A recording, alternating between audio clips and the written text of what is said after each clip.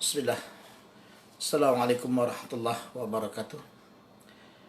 Alhamdulillahirabbil alamin wassalatu wassalamu ala rasulihil karim. Rabbi shrah li sadri wa yassir li amri wahlul 'uqdatam min lisani yafqahu qawli. Subhanaka la 'ilma lana illa ma 'allamtana innaka antas samiul 'alim. Wa tub 'alaina innaka antat tawwabur rahim. Alhamdulillah, kita panjatkan kesyukuran kehadrat Allah Subhanahu wa taala. Dengan limpah kurnia Allah Subhanahu wa taala kita bersama lagi pada hari ini, pada malam ini, dengan pengajian kita yang biasa kita lakukan di surau Baitur Rahmah di Kepong. Namun takdir Allah Subhanahu wa taala dengan hikmahnya yang diketahui oleh Allah Subhanahu wa taala secara mutlaknya, dan pada kesempatan ini namun kita teruskan pengajian kita insya-Allah dengan bentuk yang berbeza, dengan mood yang berbeza, iaitu secara online.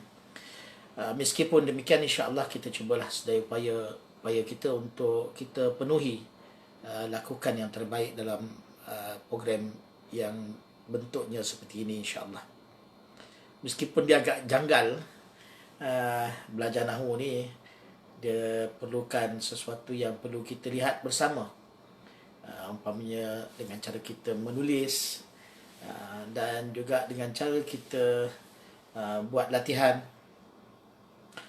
Namun dalam bentuk membaca kitab semata-mata, menadah semata-mata, akan ada juga manfaatnya meskipun tidak cara yang sesuai. Walau bagaimanapun, insya-Allah kita cubalah gunakan cara yang sebaik mungkin insya-Allah. Pada hari ini insya-Allah kita sambung balik pengajian kita yang sebelum ini, iaitu pengajian yang kita lakukan yang terakhir di surau Baitur Rahmah itu, iaitu pada 20 hari bulan Februari yang lalu. Hampir sebulan lebih kita tidak bersama, dan insya-Allah dalam kesempatan hari ini kita lakukanlah insya-Allah yang terbaik, yang termampu oleh kita insya-Allah. InsyaAllah sekarang kita oleh kerana sebulan lebih ni, mari kita panas-panaskan dululah. Kita ada dua slot yang pertama dengan slot kedua.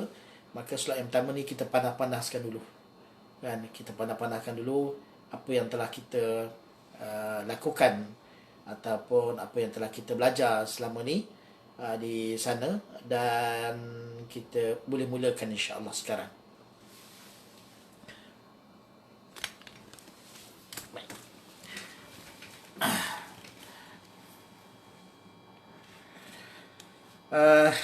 Kalau sekiranya ada gangguan ataupun seumpamanya, mohon dimaklumkan mohon dimaklumkan kepada saya lah insya-Allah. Saya cuba selaraskan sekejap kedudukan kamera ini.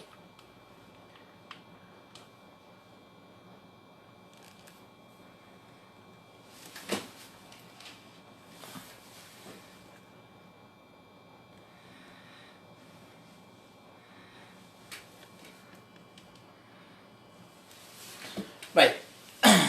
Bismillah. Dalam perbincangan yang sebelum ini kita dapat lihat, iaitu kita belajar bab i'rab, babul i'rab, dan kita ketahui ataupun kita kenali sedikit sebanyak yang berkaitan, dan ini kita ulang seimbas lalu lah insya-Allah, sebelum daripada kita masuk bab yang sepatutnya. Baik, kita ulang babul i'rab. I'rab ini adalah perubahan yang berlaku pada sesuatu akhir, pada sesuatu kalimah, iaitu pada huruf yang terakhir. Pada huruf yang terakhir. Disebabkan kerana perbezaan amil yang masuk pada kalimah tersebut. Sama ada secara lafaz maksudnya ia ataupun secara takdir. Al-i'rabu huwa taghyiru awakhiril kalimi li ikhtilafil awamil ad-dakhilati 'alayha lafzan aw taqdira. Wa aqsamuhu arba'atun raf'un wa nasbun wa khafdun wa jazmun. Falil asma'i min dhalika ar-raf'u wan nasbu wal khafdu wa la jazma fiha, walil af'ali min dhalika ar-raf'u wan nasbu wal jazmu wa la khafda fiha. kita katakan apa? I'rab itu adalah berubahnya akhir kalimah kerana perbezaan amil-amil yang masuk atasnya, baik secara lafaz ataupun takdir. Perbahagian i'rab itu ada 4. Rafa', nasab, khafat, ataupun jar dan juga jazam. Setiap isim itu boleh dalam keadaan rafa', ini kondisi isim. Dia boleh dalam keadaan rafa', nasab, khafat. 3 keadaan untuk isim. Tapi tidak mungkin dalam keadaan jazam. Macam kita katalah sebelum ni, macam yang dah kita bincangkan, isim tidak mungkin dalam keadaan jazam. Jazam apa tanda dia? Apa alamat jazam? Sukun. Jadi isim ni kalau ada dalam keadaan dalam struktur ayat, tidak mungkin akan kita berikan tanda jazam kepadanya. Salah satunya adalah tanda mati. Jadi baris isim tak boleh mati.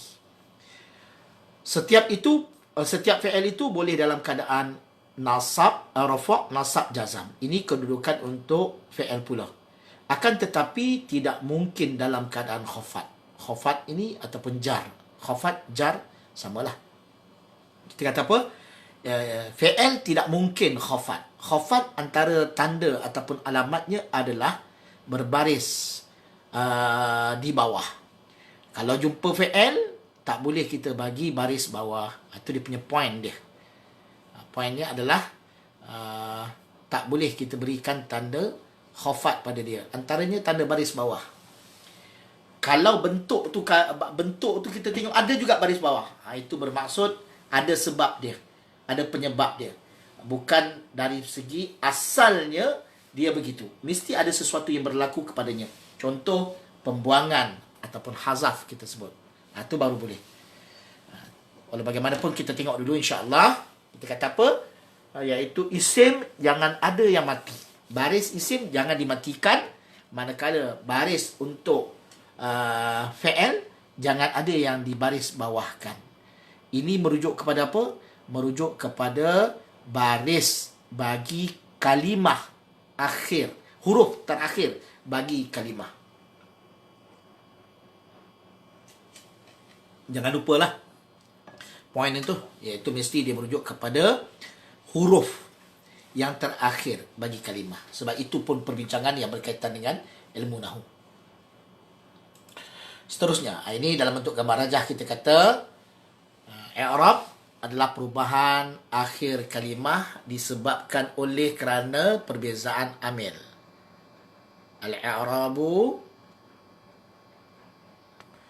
Al-i'rabu huwa taghyiru awakhiril kalimi liikhtilafil awamil ad-dakhilati 'alayha lafzan aw taqdiran. Ini maksud i'rab. Wa aqsamuhu, bahagian i'rab itu bahagian perubahan. Kita kata i'rab ni berubah huruf. Berubahnya huruf terakhir bagi kalimah tu. Sama ada berubah lafaz ataupun takdir. Dan perubahan itu ada 4 bentuk yang disebut sebagai rafa', nasab, khafat, jazam. Untuk rafa', untuk isim kita kata dia ada rafa', nasab dan khafat dan tidak ada jazam. Untuk fi'il dia ada rafa', nasab dan jazam, tidak ada khafat padanya. Ini dalam bentuk gambar rajah lah. I'rab taghyir, perubahan akhir kalimah disebabkan berbezanya amil. Amil apa kita kata sebelum ni? Iaitu faktor atau penyebab. Yang berlakunya perubahan itu disebabkan oleh faktor tertentu. Penyebab tertentu. Penyebab itu, faktor itu yang disebutkan sebagai amil dalam bahasa Arab. Kita kata perubahan yang berlaku di akhir kalimah disebabkan perbezaan amil yang masuk kepada kalimah tersebut. Perubahan yang terjadi secara lafaz boleh kita tengok ataupun secara andaian tak boleh ditengok. Apa pentingnya kita ulang tentang i'rab ni, dan saya tekankan dekat situ rafa', nasab, khafat, jazam, sebab ni asas kepada ilmu nahwu. Dan lubuk pati kepada ilmu nahwu adalah inilah tajuk ni. Iaitu tajuk membincangkan perubahan. Dia berubah ke tak berubah? Itulah fungsi ilmu nahwu. Baik. Kita kata tadi apa? Kita kata tadi Perkataan yang berubah kita namakan sebagai mu'rab. Itu perkataan mu'rab. Perubahan itu kita katakan sebagai i'rab. I'rab itu adalah perubahan. Perkataan itu sendiri adalah mu'rab. Mu'rab itu adalah merujuk kepada perkataan. Tiada perubahan ataupun tak berubahnya perkataan itu, baris itu tak berubah, ini disebut bina. Berubah disebut i'rab, tak berubah disebut bina. Perkataan yang berubah disebut mu'rab, perkataan yang tak berubah disebut mabni. Baik. Contoh dia ja'ar rajulu, perkataan ar-rajulu. Ra'aitu rajula, marartu bir rajuli. Ni lu, la, li. Nampak kan? Dia berubah. Nampak tak? Yang anda tunjuk ni, dia kan? Dia berubah. Lu, la, li. Jadi i'rab ni, kita kata i'rab ni iaitu perubahan huruf akhir kalimah. Kalimah dia apa? Ar-rajul. Huruf akhir dia apa? Lu, lam. Baris lam ini berubah. Apabila baris lam ini ataupun kita kata huruf terakhir kalimah mana? Ar-rajul. Maka bila kalimah ini boleh berubah huruf akhir dia, maka orang panggil kalimah ni apa dia? Kalimah tu sendiri orang panggil mu'rab. Kalau kalimah ni tak berubah, orang panggil apa? Mabni. Perubahan perubahan orang panggil i'rab. Tak berubah, kalau dia tak berubah, orang panggil apa? Bina. Jadi ar-rajulu, ja'a ar-rajulu, ra'aitu ar-rajula, marartu bir-rajuli. Kenapa jadi lu, la, li ni? Sebab apa berubah? Sebab kedudukan ar-rajul dalam 3 ayat ini berbeza. Pada ayat pertama, ja'a ar-rajulu. Ar-rajulu ni, lam ini dia diberikan tanda baris hadapan sebab dia duduk dalam keadaan rafa'. Rafa'. Manakala ar-rajula, perkataan ar-rajula, lam ini kita berikan tanda fathah. Tadi tanda dhammah baris depan. Ini tanda di atas fathah. Sebab apa? Sebab perkataan ar-rajula dalam ayat ra'aitu rajula, kedudukannya dah berbeza. Kedudukannya. Dia jadi apa dekat sini? Dah berbeza dengan dia jadi apa dalam ayat yang pertama. Ra'aitu rajula, kedudukannya adalah dalam keadaan nasab. Berbanding dengan ja'ar rajulu, kedudukannya dalam keadaan rafa'. Sebab apa rafa'? Sebab dia fa'il. Manakala ra'aitu rajula, dia adalah sebagai maf'ul. Sedangkan marartu bir rajuli, dia dalam keadaan ini nasab. Ra'aitu rajula maf'ulun bih. Maf'ulun bihi. Jadi berbaris di atas fathah. Sebab isim mufrad. Marartu bir rajuli, li ni sebab adanya huruf jar. Jadi kedudukannya sebagai maf'ulun bih, kedudukannya sebagai fa'il, dan kedudukannya sebagai majrur disebabkan adanya huruf jar. Orang panggil apa? Perubahan ini orang panggil i'rab. Perkataan ini orang panggil mu'rab. Ar-rajul, ar-rajula, ar-rajuli, rajulu. Ini perkataan ni. 3 perkataan ni benda sama, baris berbeza. Kerana benda yang sama, baris berbeza ini dipanggil sebagai mu'rab. Okey. Ini kesimpulan lah kita kata. Macam yang dah kita buat gambaran tu. Kita kata setiap kalam bicara ini dia perlu kepada i'rab. Kalam ini, kita kata kalam ni tentulah merujuk kepada kalam Arabiah lah. Kan, ucapan Arab. Jadi perkataan kalam ini dia diwakili. Kalam Arab ini diwakili oleh 3 segmen. Isim, fi'il dan huruf. Isim, fi'il, huruf. Kan? Jadi isim, fi'il, huruf ni, isim, fi'il dan huruf membentuk kalam Arabi. Membentuk kalam Arabi. Kalau kita tengok kat situ kan. Jadi sama ada isim, fi'il, huruf ini yang membentuk kalam Arabi, dia memerlukan, kalam Arabi perlu kepada i'rab, iaitu perubahan. memang dia perlu berubah. Baris dia akan berubah. Dan perubahan itu diwakili oleh 4 keadaan. Rafa', nasab, khafat, jazam. Kita kata, dan kita kata khafat ini tak ada pada fi'il, jazam ni tak ada tidak ada pada isim. Maka isim dia ada rafa', nasab dan khafat, manakala fi'il rafa', nasab dan jazam. Ya, baik. Kita tengok dekat sini. Aqsam i'rab, rafa', nasab, khafat, jazam. Kalau untuk isim dia ada rafa', nasab dan khafat. Kalau untuk fi'il dia ada nasab, rafa' dan jazam. Benda sama saya ulang. Cumanya ini kita kata rafa', nasab, khafat, jazam. Sebutan lain untuk rafa', nasab, khafat, jazam juga kita sebut sebagai dhammah, fathah, kasrah dan sukun. Contoh, rafa' ni apa? Dhammah. Nasab apa dia? Fathah. Fathah apa dia? Nasab. Selalu juga orang sebut macam tu. Sedangkan sebenarnya rafa' ini adalah keadaan ataupun pembahagian bagi i'rab. Sedangkan dhammah, fathah, kasrah, sukun dia adalah tanda kepada rafa', nasab, khafat dan jazam. Walau bagaimanapun tak apalah. Okey, ini yang kita dalam.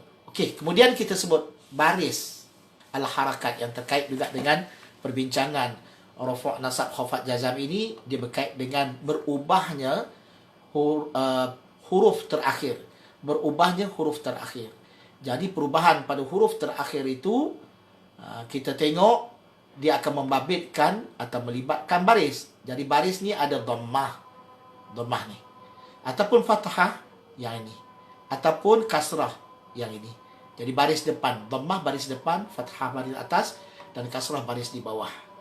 Lawan wadiddul harakati, lawan kepada baris yang kita kata harakat, baris ni as-sukunu, tanda mati. Contoh dia qamat. As-sukun ni untuk keadaan jazam.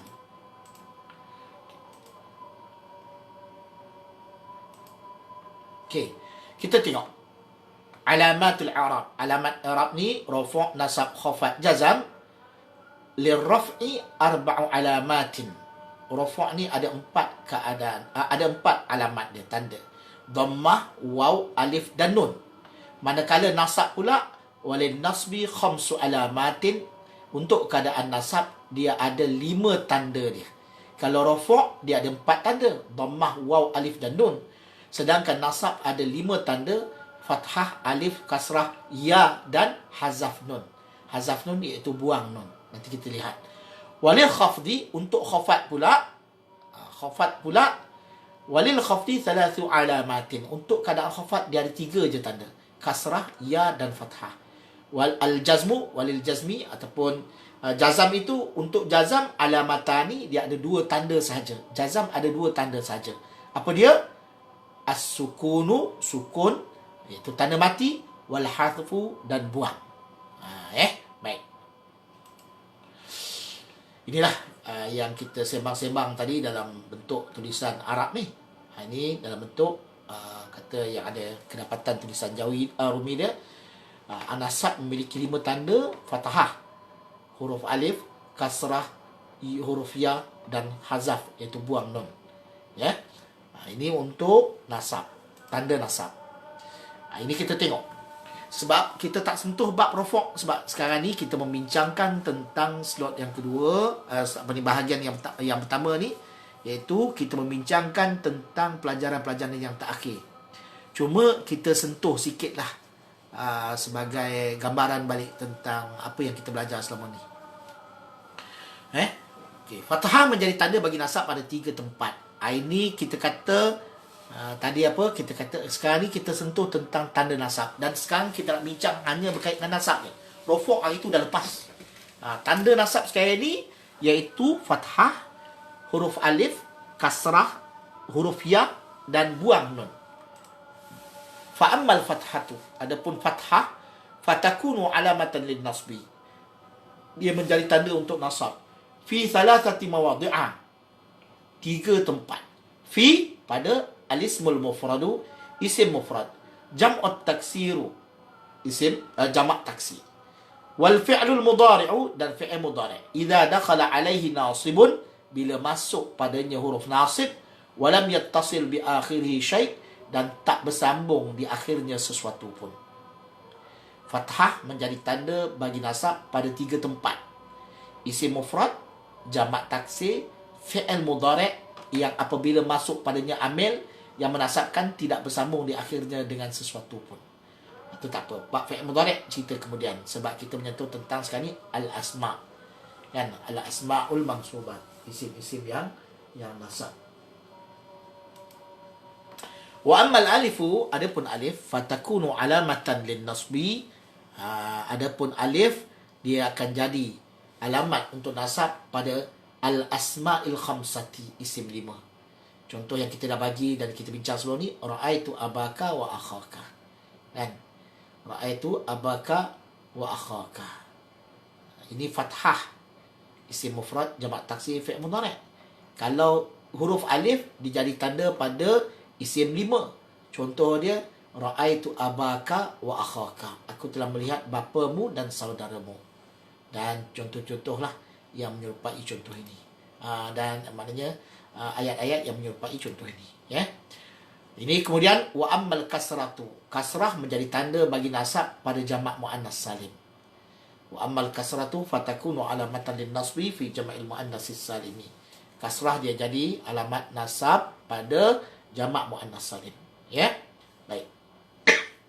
Ni ya pula. Yang kelima, huruf ya. Wa ammal ya'u fatakunu alamatan lin nasbi fi tathniyati wal jam'i. Huruf ya menjadi tanda bagi nasab pada tasniyah. Tasniyah ni apa? Pada isim musannah. Dan jamak. Fil jam'i, dan jamak. Jamak apa maksud dia? Jamak muzakkar salim. Ya tu. Ni yang kelima. Yang kelima apa dia? Wa amma hadfun nun fayakunu alamatan lin nasbi. Nun, buang. Hazaf ni buang. Buang nun adalah tanda bagi nasab pada isim 5. Pada fi'il 5. Allati raf'uha bi subutin nun, yang mana keadaan raf'nya adalah dengan adanya, dengan dikekalkan nun. Hazaf nun, buang nun, menjadi tanda bagi nasab pada fi'il yang 5 yang ketika raf'nya dikekalkan nun. Ini untuk dalam bentuk gambar rajah agar apa yang kita berikan tadi lebih jelaslah, supaya dengan bentuk yang berbeza ni kita dapat fahami dengan lebih jelas. An-nasbu, tajuk dia adalah nasab. Tajuknya adalah tentang bab ataupun keadaan nasab. Nasab ini ada beberapa tanda ataupun alamat. Antaranya adalah fathah. Dia kata lin nasbi khamsu alamat. Untuk keadaan nasab, nak kenal keadaan nasab ni, apa tanda dia? Dia ada 5 tanda dia. Apa dia? Fathah, alif, kasrah, ya. Itu dia. Itu tanda-tanda dan hazaf nun. Ini tanda-tanda bagi sesuatu kalimat itu dalam keadaan nasab. Adapun fathah, isim mufrad, jamak taksir, fi'il mudhari'. Alif pada isim 5. Kasrah pada jamak muannas salim. Ya untuk tasniyah dan jamak. Manakala buang nun untuk fi'il 5. Baik. Ini dalam bentuk yang gambar rajah lah. Ini adalah kongsikan dalam bentuk PDF dan antum boleh lihat dekat sana insyaAllah. Ya. Contoh dia kalau isim mufrad dalam keadaan nasab. Alismul mufradu qara'tu kitaban mufidan. Qara'tu kitaban. Ini isim mufrad. Kitaban. Aku telah membaca sebuah kitab. Kitaban. Kitab, perkataan kaf, ta, alif, ba. Kitab ni kita boleh baca macam-macam. Kitaban, kitabin, kitabun. Tapi ayat qara'tu kitaban mufidan. Kitaban ini kita baca apa? Kitaban dengan baris fathah. Sebab apa? Sebab dia duduk dalam keadaan nasab. Mana kita kata dia, mana kita tahu dia dalam keadaan nasab? Bukan dalam keadaan rufa'. Sebab dia jadi maf'ul. Maf'ul ni maksud dia apa? Objek. Benda yang diperlakukan perbuatan ke atas dia. Ayat qara'tu kitaban, aku telah membaca sebuah buku. Yang kena baca ni adalah buku. Jadi sesuatu yang berlaku perbuatan ke atasnya disebut maf'ul. Perbuatan, benda tu disebut maf'ul. Maf'ul dalam keadaan nasab. Sebab tu kita baca dengan kitaban. Okey. Serupa juga. Itu yang isim mufrad. Yang kedua jamak taksir. Qara'tu kutuban. Kitaban isim mufrad. Kutuban jamak taksir. Kitabun, kitabani, kutub. Kitabun, kitabani, kutub. Kutuban iaitu jamak taksir. Apa maksud jamak? Bilangan lebih daripada 2, iaitu 3 dan ke atas. Kalau taksir itu jamak. Kalau taksir apa? Iaitu tak serupa dengan bentuk mufradnya. Kalau kitabun ada alif, tiba-tiba dibuang alif.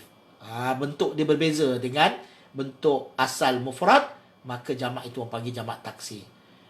Qara'tu kutuban, aku telah baca beberapa buku. Qara'tu kitaban, aku telah baca satu buku. Qara'tu kutuban, aku telah baca beberapa buku. Ini dalam keadaan kutuban, kita boleh baca kutuban, kutubin, kutubun. Perkataan tu sendiri dia boleh berubah kepada ban, bin, bun. Sebab perkataan ini adalah perkataan yang mu'rab. Perkataan mu'rab. Sebab apa mu'rab? Sebab huruf terakhir, baris bagi huruf terakhir itu boleh berubah-ubah. Ban, bun, bin. Maka perkataan yang dianggap sebagai mu'rab, yang hurufnya boleh, yang baris huruf terakhirnya boleh berubah-ubah ni, dalam keadaan ayat ini kutuban, dia dalam bentuk sebagai, dia dalam kondisi apa? Dalam kondisi maf'ul bih kepada qara'tu. Baik.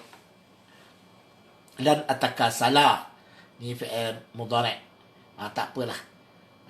Yang bab fi'il mudhari' ni saya tak nak sentuh dulu. Baik, selesai bab fathah. Kita tengok contoh pula untuk jamak untuk alif. Tadi fathah. Tanda pertama fathah. Ni nombor 1 ni.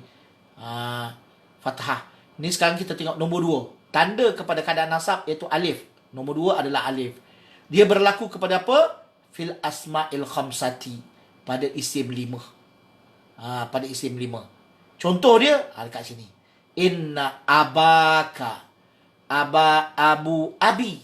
Ini kedudukan perkataan aba. Abun. Salah satu daripada isim 5. Al-asma'ul khamsah. Isim 5. Jadi, inna abaka. Abuka, abaka. Ila abika. Jadi, abaka. Aba ni. Jadi, yang menjadi tanda kepada perkataan abun dekat sini dalam keadaan nasab adalah adanya alif. Nampak tak? Aba.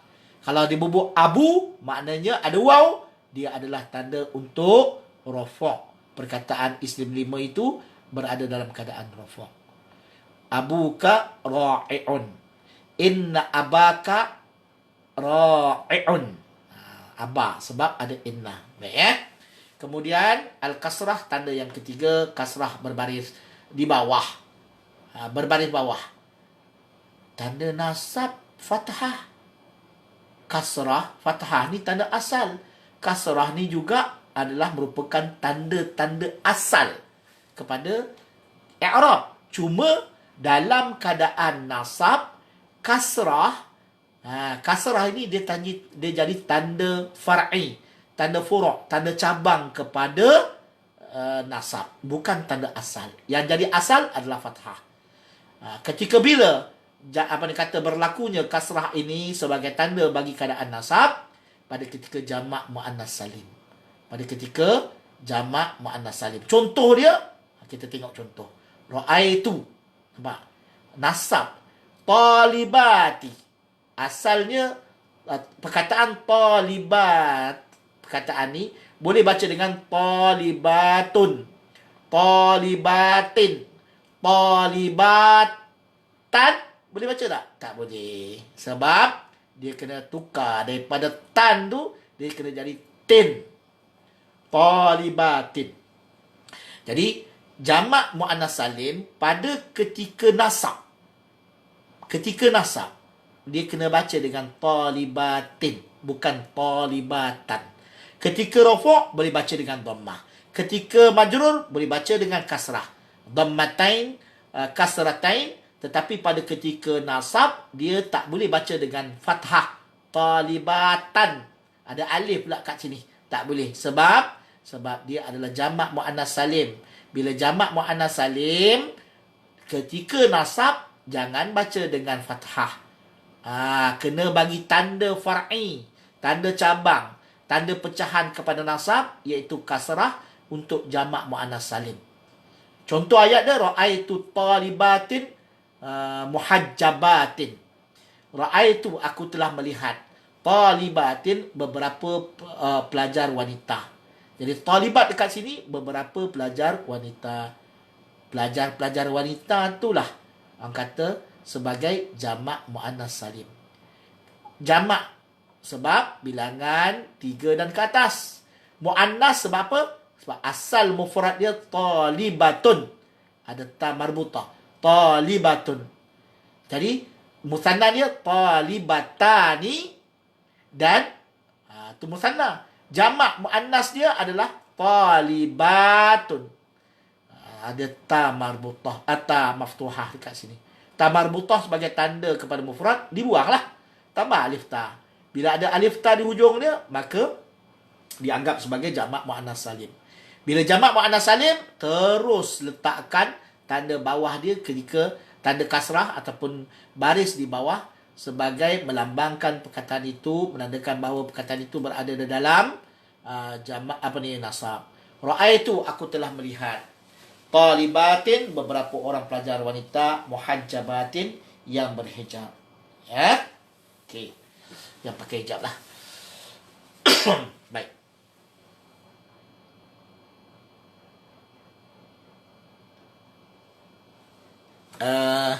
Ni ada daripada seorang Zawiyah.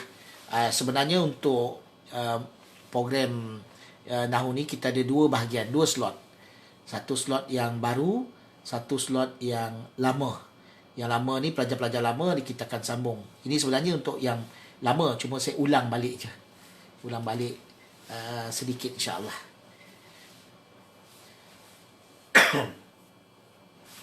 Baik.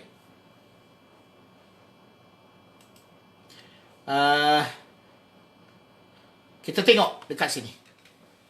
Tadi nombor 3 tanda kasrah. Kita tengok nombor 4. Nombor 4 tanda rafa' ini, iaitu tanda rafa', tanda nasab. Yang keempat adalah ya. Tanda nasab untuk tanda nasab yang keempat adalah ya. Ya ini yang akan jadi tanda kepada nasab ada 2 tempat, iaitu musanna, satu lagi jamak muannas salim. Okay, tadi saya sebut jamak muannas salim. Salim tu sebab apa? Sebab bentuk mufrad. Talibatun, bentuk mufrad tu masih lagi kekal. Okay. Yang kelima, musanna dan jamak muzakkar salim. Menjadi tanda kepada dia kalau dalam keadaan nasab adalah huruf ya. Contoh dia, ra'aitu waladaini. Waladun, waladani, wala aulad. Waladun, waladani. Jadi dalam ayat ra'aitu waladaini, aku telah melihat 2 orang budak lelaki. Waladun, waladani, daripada waladani, oleh kerana dalam keadaan ayat ra'aitu, adanya ra'aitu, maka waladani dia akan jadi waladaini. Ya ni. Ya. Adanya ya, kita kata ya ni, waladaini. Ya ini adalah tanda kepada perkataan ini berada dalam keadaan nasab. Ya. Begitu juga dengan jamak muzakkar salim. Jamak muzakkar salim ini, ayat dia akan jadi tanda kepada jamak muzakkar salim itu bahawa perkataan itu berada dalam keadaan nasab adalah ya. Ya. Contoh ayat dia, syahadtu muhandisina. Muhandisun, muhandisani, muhandisuna. Maka muhandisuna ada waw tanda bagi keadaan rafa'. Kalau untuk keadaan nasab, kita letakkan tanda nasab iaitu ya. Maka daripada muhandisuna, dia jadi muhandisina. Syahadtu muhandisina.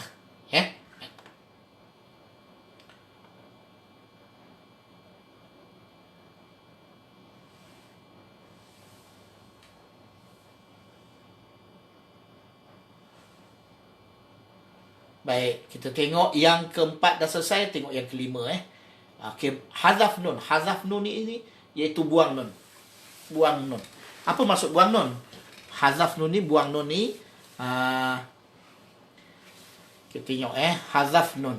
Hazaf nun, buang nun berlaku sebagai tanda untuk keadaan nasab fil af'alil khamsati pada fi'il 5. Af'al bermaksud fi'il. Pada fi'il 5. Pada fi'il 5. Jadi fi'il 5 apa dia? Yaf'alani, taf'alani, yaf'aluna, taf'aluna, taf'alina. Ini adalah fi'il wazan bagi fi'il. Jadi mana-mana fi'il, mana-mana kata kerja yang dalam bentuk wazan yaf'alani, taf'alani, yaf'aluna, taf'aluna, taf'alina, mana-mana kata kerja yang berada di atas wazan ini, maka dia dinamakan sebagai fi'il 5. Apabila fi'il 5 berada dalam keadaan nasab, maka kita kena buang nun. Nun ujung ni kita kena buang. Okey, jadi apa? Yaf'ala, taf'ala, yaf'alu. Ada tambah waw kat sini. Taf'alu, waw dekat sini. Taf'ali. Buang nun. Buang saja nun. Maka dia akan jadi tanda. Buang nun itu adalah tanda bagi perkataan fi'il bila mana fi'il itu berada dalam keadaan nasab. Okey. Ini latihan. Kalau kita kata kita nak buat apa? Kita nak i'rab. Kita nak i'rab sesuatu perkataan. Sebelum ni dah disebutkan bahawa kita ada dua kacamata, kan? Satu belah kiri, satu belah kanan. Belah kanan ni kita kira belah kanan sinilah, belah kanan sebelah tangan kita. Belah kiri bagi mata ni. Jadi sebelah ini, sebelah kanan kita ni, kita kena tanya jadi apa? Perkataan tu jadi apa? Iaitu kedudukannya dalam ayat adalah sebagai apa? Kemudian yang sebelah kiri kita kena tanya dalam bentuk apa? Dalam bentuk apa? Ini cara untuk kita buat analisis. Analisis terhadap cara untuk kita analisis terhadap sesuatu perkataan yang berada dalam ayat. Dalam ayat, dalam sebutan lain kita kata apa? I'rab. Okay, contoh kita kata apa? Sebelum ni kita kata yang sebelah ni, kita tunjuk dulu sebab ada nampaknya orang yang baru ni. Okey, sebelah kanan tangan ni kita kena tanya apa? Jadi apa? Bagi perkataan yang berada di sebelah kanan, kita tarik kanan ke atas, maknanya kita kena letak dekat atas. Kemudian sebelah kanan ni, yang bahagian sini, kita kena apa? Kita kena sesuaikan dengan sebelah kiri ni. Ni sebelah kiri ni. Jadi kita kena sesuaikan jadi apa ini dalam ayat dia, kedudukannya sebagai apa, kita kena sesuaikan dalam bentuk apa. Kalau jadi apa, contoh dia jadi fa'il, naib fa'il, mubtada' khabar. Ini sekiranya pada kedudukan fa'il, naib fa'il, mubtada' khabar, dia akan dalam keadaan rafu'. Kalau dia jadi atau kedudukannya sebagai maf'ulun bih, dia jadi maf'ulun bih, maka dalam keadaan nasab. Kalau dalam keadaan dia ni disandarkan ataupun kedudukannya berada selepas daripada huruf jar, maka dia dalam keadaan jar lah, dalam keadaan majrur. Baik, bentuk ni kita tak nampak kecuali bila mana kita letakkan dalam ayat. Okay, kemudian yang sebelah kiri ni, sebelah kiri tangan kita ni, kita tengok bentuk apa. Yang sebelah kiri, kalau sebelah kanan kita letak atas, sebelah kiri kita letak di bahagian bawah. Bentuk apa ni kita kena tanya, adakah dia dalam bentuk tasniah, isim tasniah, ataupun isim mufrad, ataupun jamak taksir, ataupun jamak muannas salim, ataupun jamak muzakkar salim. Ini sebagai satu contoh lah yang kita kena tanya. Contoh dia, kita tengok ayat. Ayat perkataan itu adalah al-madrasah jamilah. Tak ada baris kat sini, tu ke, ta ke, ti. Serupa dengan ta, ti, tu dekat sini tak ada. Kan? Jadi al-madrasatu. Bila ada ni, kita nak baca madrasatu ke, madrasati atau madrasata. Macam mana cara baca dia? Kita kata apa? Al-madrasah, dia kategori apa? Isim ke, fi'il ke, ataupun kita kata dia adalah huruf. Oleh kerana ada alif lam, maka perkataan ini kita tentukan sebagai isim. Kita letak tanda kat sini isim, atas sekali. Sebab tu kita kata tarik kanan ke atas. Yang sebelah kanan ni kita letakkan atas.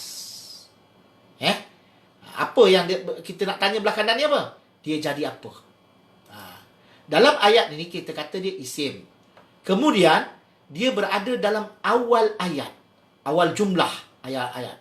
Bila awal ayat, dia jadi apa? Dia jadi mubtada. Bila mubtada, dalam kedudukan apa? Rafa'. Dia adalah rafa', ataupun kita sebut sebagai perkataan yang marfa', perkataan yang diberikan tanda rafa'. Baik, sekarang ni kita tengok pula perkataan yang sama.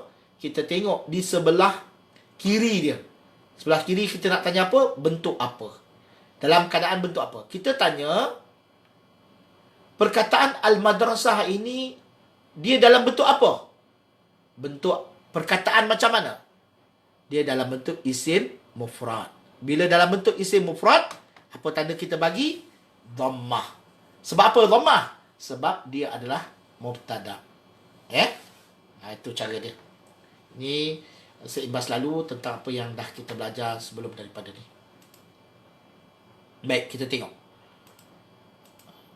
Okay, ini untuk slide yang pertama tentang tajuk apa? Kita nak tahu babu ma'rifati alamatil Arab. Kita nak tahu tentang bagaimanakah tanda-tanda bab i'rab berkait dengan perubahan bagi sesuatu perkataan.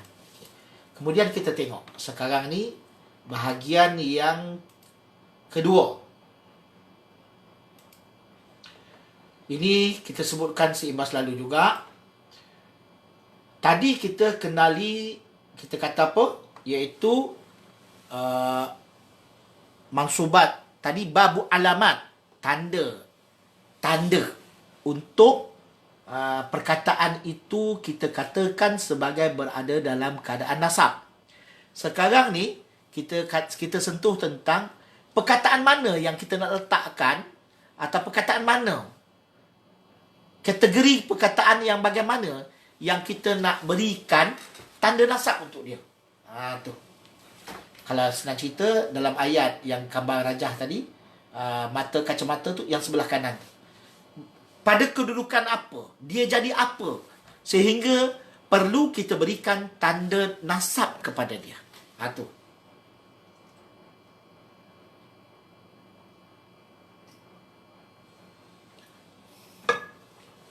Kita lihat dekat sini.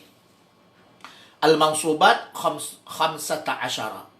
Untuk keadaan nasab itu ada 15. Apa dia? Maf'ulun bih, masdar, zaraf makan dan zaman, hal, tamyiz, mustasna, isim la, munada, maf'ul min ajli, maf'ul ma'ah, khabar kana dan akhwatnya, isim inna dan akhwatnya. Wattabi', begitu juga dengan tabi' kepada mansub, ada 4, na'at, ataf, taukid, badal. Ini dah kita belajar sebelum ni. Baik. Isim-isim yang dinasabkan itu ada 15. Maf'ulun bih, masdar, zaraf, zaraf zaman, zaraf makan, hal, tamyiz, mustasna, isim la, munada, maf'ul min ajli, maf'ul ma'ah, khabar kana, isim inna. Khabar dari isim yang seperti kana, dan isim dari isim yang semisal inna. Yang panggil kana wa akhawat.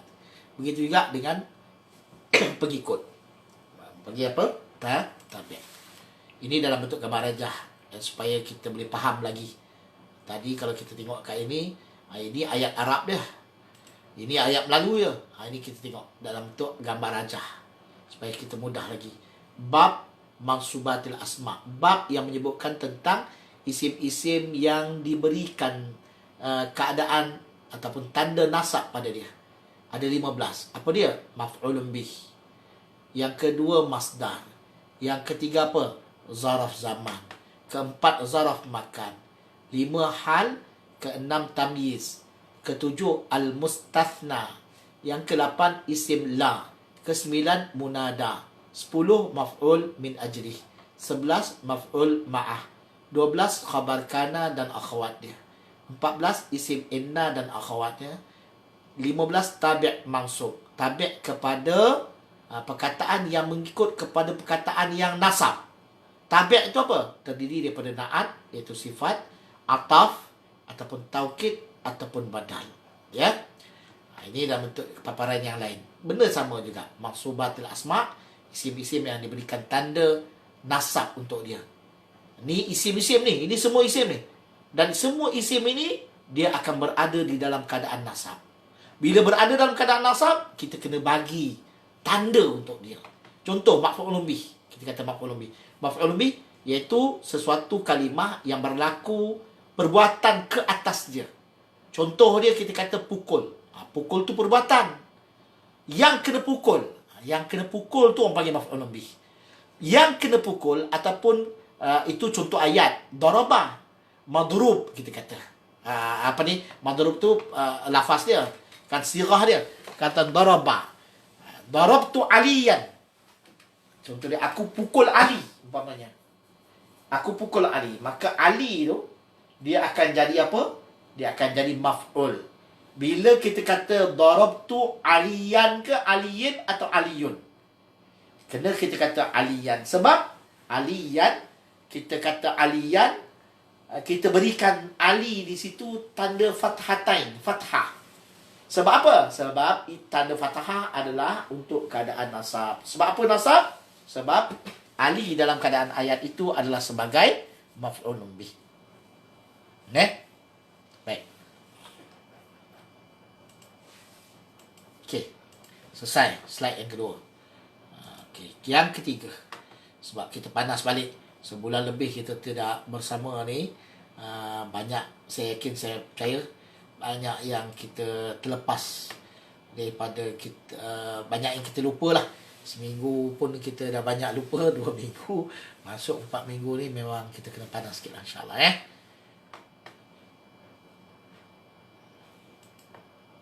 Baik, sebelum ni kita dah sebut sedikit tentang tentang antara yang masuk dalam antara kita berikan tanda nasab pada dia adalah khabar kana. Khabar kana dan saudara-saudara, akhwat-akhwat kana. Jadi untuk tujuan itu kita kena faham amil, faktor-faktor yang masuk pada mubtada dan khabar. Kita mubtada khabar ni kita dah belajar dulu.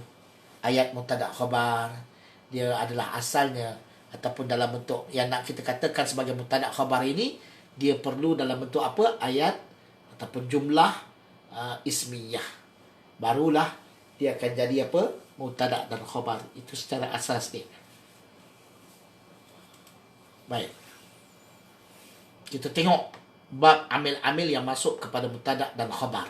Babul awamil ad-dakhilati 'alal mubtada'i wal khabar. Bab faktor-faktor ataupun amil-amil yang masuk kepada mubtada dan khabar.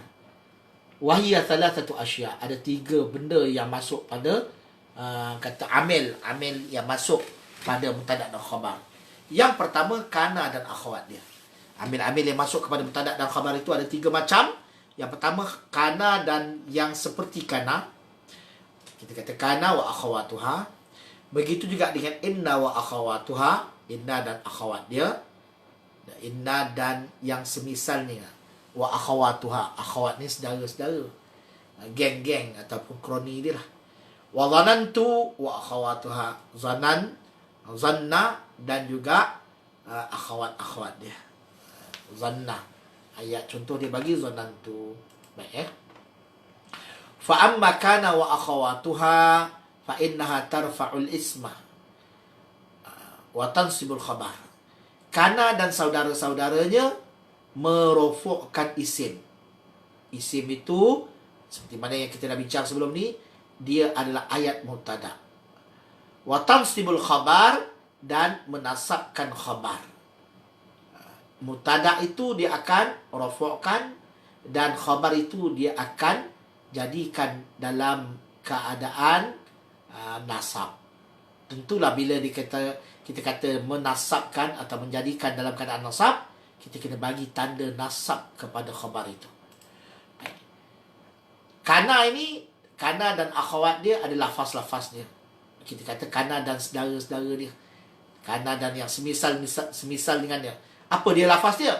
Kana, amsa, adha, dhalla, bata, sara, laisa, zala, infakka, manfakka, ma fati'a, ma bariha, wa ma dama. Ini adalah lafaz-lafaz yang termasuk dalam saudara-saudara geng-geng kana ni. Ini makna-makna dia. Kalau kana ada ataupun terjadi, amsa masuk waktu petang, asbaha masuk waktu pagi, adha masuk pada waktu duha, kalau bata pada waktu siang, dhalla pada waktu siang. Siang bermaksud waktu tengah hari lah. Bata pada waktu malam. Kalau perkataan sara, maksud dia menjadi. Laisa, maknanya tidak. Mazala, senantiasa. Manfakka pun senantiasa. Ma fati'a pun, dan juga ma bariha, semakna je. Madama pun begitu juga. Jadi mazala, manfakka, ma fati'a, ma bariha dan madama adalah dalam makna yang sama, iaitu bermaksud sentiasa. Okey. Wa ma tasarrafa minha, ini perkataan-perkataan kana dan akhawat. Kana saudara-saudara dia, begitu juga dengan kana dan juga yang tasarrafa, yang kata bertasrif, berpecah, yang terpecah daripada perkataan tu. Contoh kana. Lepas tu contoh-contoh tadi kan banyak. Kan antaranya kana. Kana ni pecahan kepada kana apa dia? Kana yakunu, kun. Jadi asbaha. Asbaha, salah satu kataan yang menjadi geng kepada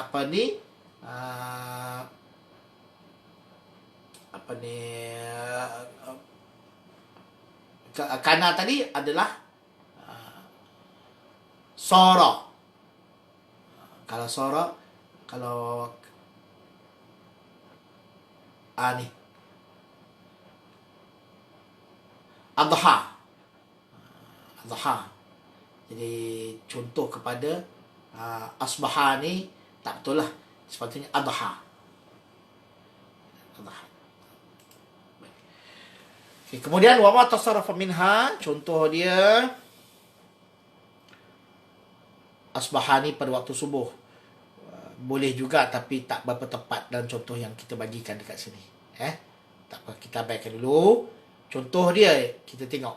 Kana Zaidan walaysa Umaru syakhisan wa ma ashbah dhalik. Kana Zaidan qa'iman. Kana Zaidun qa'iman. Maaf. Contohnya kana Zaidun qa'iman. Zaidun ini, ni nampak. Zaidun qa'iman. Zaidun kita berikan tanda rafuk. Apa dia? Dhammah. Sebab apa? Sebab ada kana sebelum tu. Bila ada kana ni kerja dia adalah merofokkan mubtada yang mana kemudian dan kerja kepada kana tadi kita kata apa? Tugasan dia adalah merofokkan isim, menasabkan khabar. Kana dia akan tukar keadaan khabar. Ayat dia Zaidun qa'imun, ayat mubtada khabar. Zaidun mubtada, qa'imun khabar. Masuk kana, dia akan kekalkan kedudukan mubtada itu yang dinamakan sebagai isimnya, itu isim kana dalam ayat ni, dalam contoh ni, dalam keadaan rafuk, tetapi khabar itu ditukar daripada keadaan rafuk kepada keadaan nasab sebagai khabar bagi kana. Sebab tu kita kena baca Zaidun qa'iman bila ada kana. Makna dia tak berubah, Zaid telah berdiri, tu je. Dalam bahasa Melayu kita nampak tidak begitu ketara perubahan dia dari segi terjemahan. Tapi Arab jelas. Arab kalau ada kana, dia tak boleh baca Zaidun qa'imun. Salah. Dia kena baca Zaidun qa'iman. Sebab apa? Sebab qa'iman adalah perkataan yang berubah. Berubahnya perkataan qa'iman daripada qa'imun disebabkan oleh kerana adanya penyebab. Faktor. Orang panggil amil. Apa amil dia? Huruf kana. Kana ini adalah amil ataupun penyebab ataupun faktor yang menyebab berubahnya baris man yang daripada mun dijadi man, sebab dalam kedudukan kana Zaidun qa'iman, dalam kedudukan ayat seperti ini, kana Zaidun qa'iman, qa'iman adalah khabar kepada kana. Maka khabar kana dalam keadaan nasab. Bila dalam keadaan nasab, maka kita kena bagi apa? Tanda nasab kepada dia. Apa tanda? Fathah dekat sini. Ya, baik. Ini tak apa. Walaysa amrun. Amrun kan Umar. Amrun. Tak apa. Boleh juga. Tapi kat atas ni sepatutnya ada waw. Kalau tak ada waw, kita kena baca Umaru. Baik. Yang kedua, inna dan saudara-saudaranya. Inna. Inna wa akhawatuha. Fa innaha tansibul isma wa tarfa'ul khabara. Inna dan saudara-saudaranya itu menasabkan mubtada dan merofakkan khabar. Tadi kita kata kana dan geng-geng dia. Kalau yang berikutnya inna. Kalau kana dia hanya merubah kana yang mubtada dijadikan keadaan rafa', khabar dijadikan dalam keadaan nasab. Berbeza dengan inna. Inna ini dia kebalikan kepada kana. Yang mubtada itu dijadikan sebagai dalam keadaan nasab, manakala yang khabar itu diletakkan, dikekalkan dalam keadaan rafa'. Sebalik kepada kana. Kana mubtada yang asalnya perkataan yang menjadi yang asalnya adalah mubtada itu, perkataan asal tu mubtada, dia kekalkan. Kalau kana kekal dalam keadaan rafa', tapi khabar dia tukar. Manakala kalau inna yang mubtada itu, asal mubtada itu diubah menjadi nasab dan khabar itu dikekalkan dalam bentuk rafa'nya. Cuma beza nama lah. Isim inna, isim kana. Isim inna dengan khabar inna. Inna dan saudara-saudaranya. Baik. Apa saudara-saudara inna ni? Inna, anna, lakinna, ka'anna, laita, la'alla. Inna sesungguhnya. Anna sama juga. Lakinna tetapi. Ka'anna seolah-olah, seakan-akan. Laita alangkah baiknya atau andai kata. La'alla agar ataupun supaya. Contoh ayat dia Zaidun qa'imun. Zaidun qa'imun. Kan? Inna tadi kana Zaidun qa'iman. Ayat tadi kana Zaidun qa'iman. Sekarang ni kita kata inna Zaidan. Tadi kana Zaidun. Ini inna. Bila masuk inna dalam Zaidun jadi Zaidan. Kalau kana Zaidun qa'iman, bila masuk inna, kebalikan dia, iaitu dia qa'imun. Jadi, kana Zaidun qa'imun, inna Zaidan qa'imun. Kana Zaidun qa'iman, kalau masuk inna Zaidan qa'imun. Baik. Inna ini dari sudut makna lah. Maknanya inna, anna. Lakin dengan lakinna. Inna dan anna untuk maksud taukid. Lakinna untuk istidrak. Ka'anna untuk penyerupaan. Laita untuk harapan. La'alla untuk pengharapan benda-benda yang baik. Ataupun untuk kita menyatakan harapan daripada perkara-perkara, berlindung diri daripada perkara-perkara yang tak elok. Kan? perkara yang tidak bagus, yang kita tak suka. Itulah Allah. Ini zanna pula. Zanna, ini tajuk barulah.